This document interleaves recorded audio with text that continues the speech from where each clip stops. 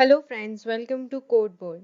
In the last video, we saw what is JDK and GRE, and you know now that JVM is part of GRE. So in this video, let's see what is JVM and how it works.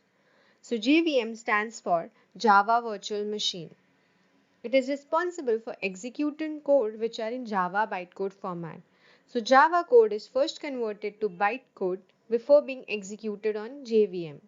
Code from other languages can also be converted to Java bytecode and can run on JVM. So bytecode is basically the format needed by JVM. So let's see how program runs on the processor without JVM. So let's say we have three files, one with the main method and other two with the methods called inside main. So first they are given to the compiler and then compiler converts them to the object files. Object files are the files that have code in machine understandable format. Once they are in machine understandable format, they are linked together to form exe, and then this exe gets executed on the processor.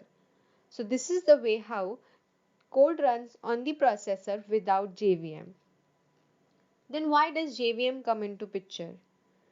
If the program runs directly on the processor, they would have to be developed separately for separate OS. So code developed on Windows will only run on Windows machine and it would have to be developed separately for the Linux machine. But if you have JVM, code written on Windows can run on Linux as well, because JVM converts it to the respective OS format.